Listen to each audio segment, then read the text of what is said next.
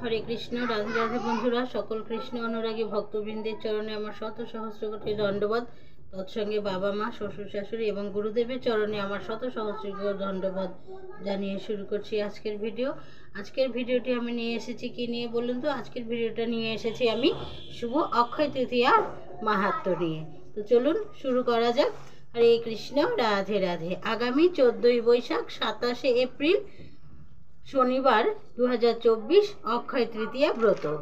তো অক্ষয় কথার অর্থ হচ্ছে যার কোনো ক্ষয় নেই, বিনাশ নেই। অক্ষয় শব্দটি শুনেই সুন্দরভাবে বোঝা যাচ্ছে যার কখনো ক্ষয় বা বিনাশ নেই। তো এই অক্ষয় তৃতীয়া কেন এত মাহাত্ম্যপূর্ণ? তো চলুন আমরা সেই কথাগুলো কিছু কিছু শ্রবণ করি। সবটা বলার মতো ক্ষমতা আমার নেই, তো যেটুকু আমার বলতে সামর্থ্য আমি অবশ্য সেইটুকুই বলার চেষ্টা করছি। আপনারা মন দিয়ে শ্রবণ করুন। অক্ষয় তৃতীয়ার দিনে মহাভারত রচনা শুরু হয়েছিল। ব্যাসদেব মুখে বলেছিলেন এবং গণেশ তা লিপিবদ্ধ করেছিলেন। তাহলে অক্ষয় তৃতীয়ার দিনে কত মাহাত্ম্যপূর্ণ কাজ হয়েছে যে মহাভারত অক্ষয় তৃতীয়ার দিনে রচনা হয়েছিল, ব্যাসদেব মুখে বলেছিলেন এবং গণেশ তা লিপিবদ্ধ করেছিলেন। তারপর পঞ্চ পাণ্ডবরা যখন অজ্ঞাতবাসে ছিলেন তখন যুধিষ্ঠির অক্ষয় প্রাপ্ত লাভ করেছিলেন।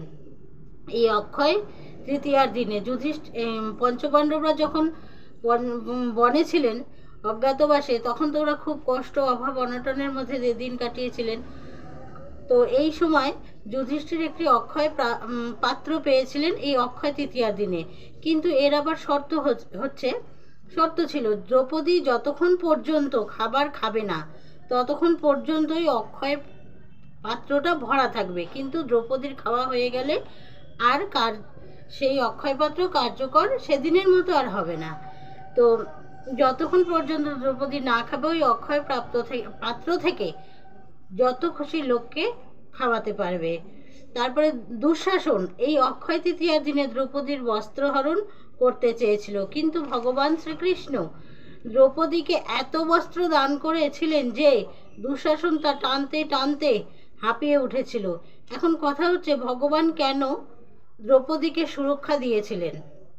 প্রথম কথা হচ্ছে, দ্রৌপদী নিজেকে বাঁচানোর জন্য ভগবানের কাছে আরতি জানিয়েছিলেন।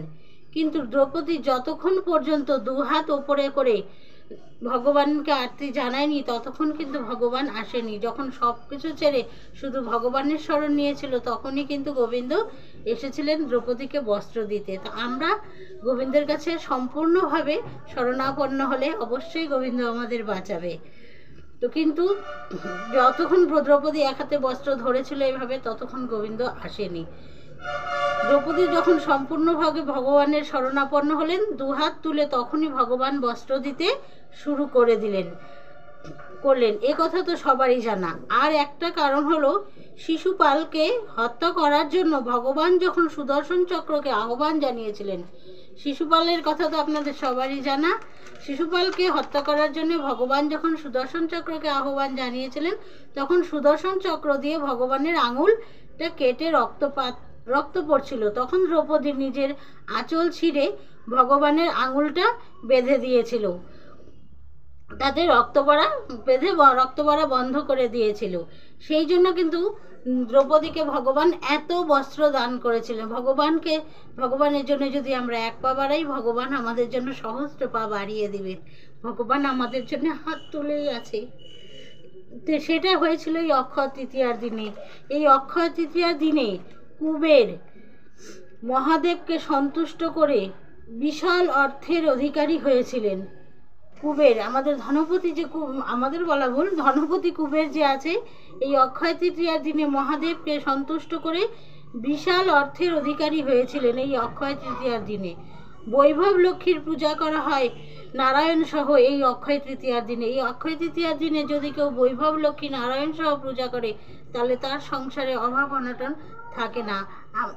আমিও এবছর পূজাটা করার চেষ্টা করব, কিন্তু জানি না পারবো কি না। বাড়িতে মিস্ত্রি কাজ করছে, খুব ঝামেলা হচ্ছে। দেখুন না, 6-7 দিন হয়ে গেল একটা ভিডিও দিতে পারছি না। একে অল্প জায়গা, তারপরে মিস্ত্রির এদিকে জল ওদিকে বালি, খুব মুশকিল। তো চেষ্টা করব যদি এই বৈভব লক্ষ্মীর পূজাটা করতে পারি, কোনোদিনও করিনি, এবারই করার চেষ্টা করব, কারণ এবারই আমি প্রথম বইপত্র ঘেটে জানলাম। তো এবার চেষ্টা করব করার। আমরা কিন্তু সবাই জানি সুদামা ছিলেন কৃষ্ণের একান্ত বন্ধু।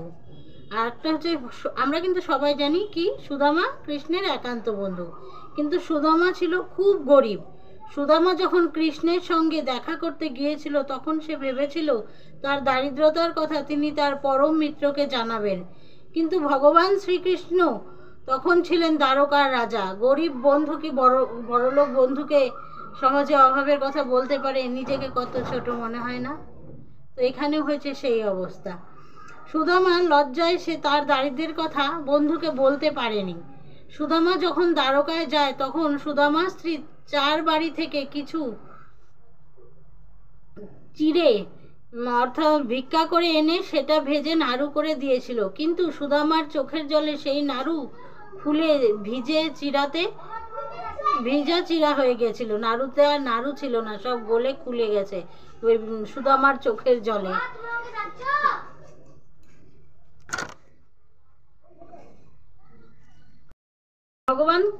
ভগবান সুদামাকে বলছে যে বন্ধু তুমি আমার জন্য কিছু আনোনি? তো সুদামা বলছে না বন্ধু, আমি তো খুব গরিব, আমি তোমার জন্য কিছু আনতে পারিনি। সুদামা লজ্জায় সেই চিরার পুটুলিটা লুকিয়ে রেখেছিল।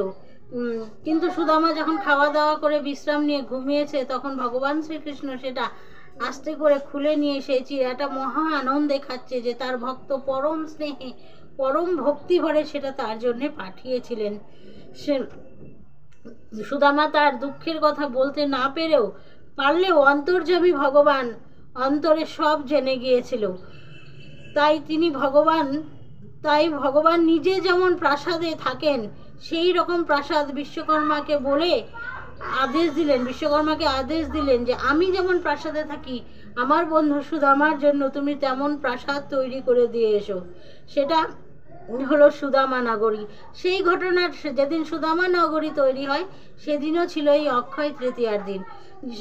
এই সমস্ত অক্ষয় তৃতীয়ার দিনগুলো ভগবান এত সুন্দরভাবে ব্যবহার করেছে, সেই জন্য অক্ষয় তৃতীয়ার দিন যা করবেন সমস্ত কিছু অক্ষয় অমর হয়ে থাকবে। তো আর কিছু না পারলেও আমরা ভগবানের সেবা, পূজা, গীতা পাঠ, ভাগবত পাঠ একটু করব, আর যদি পারি একটু দান করব অক্ষয় তৃতীয়ার দিন।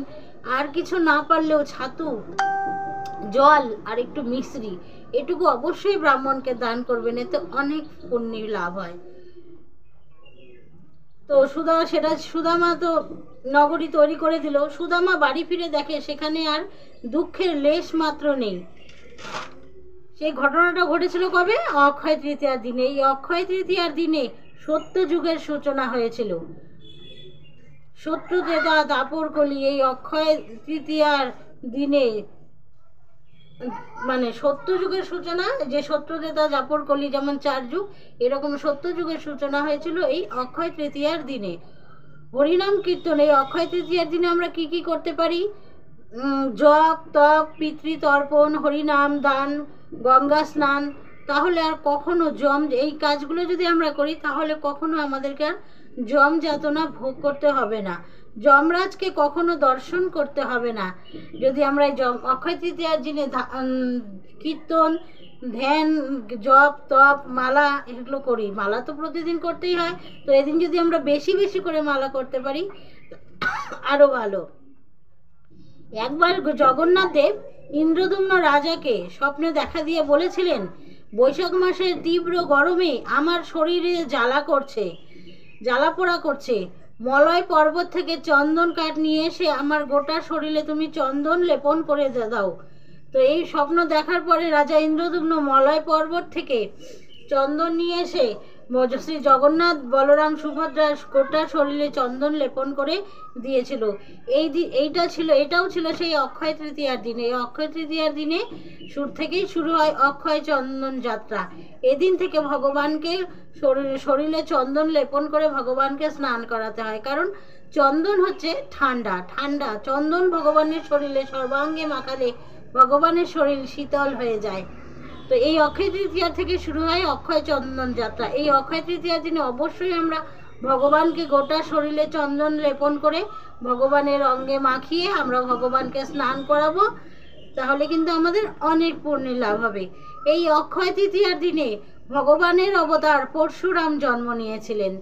তো অক্ষয় তৃতীয়ার এত মাহাত্ম যা বলে শেষ করা যাবে না। আমার মতো মুড়ো পাপি তাপি আর কতটুকু বলতে পারে। তো এই ছিল আমার আজকের মতো ভিডিও। এটাই মানে এখানেই আজকের ভিডিও আমি শেষ করছি। সবাই ভালো থাকুন, সুস্থ থাকুন, আর ভক্তি ভরে অক্ষয় তৃতীয়া ব্রত পালন করুন, আনন্দের সহকারে পালন করুন। ভগবানের কাজ যত আনন্দ নিয়ে করবেন, ভগবান আপনাকে তত আনন্দ প্রদান করবে। হরে কৃষ্ণ, জয় নিতাই, জয় গৌর, জয় রাধেশ্যাম।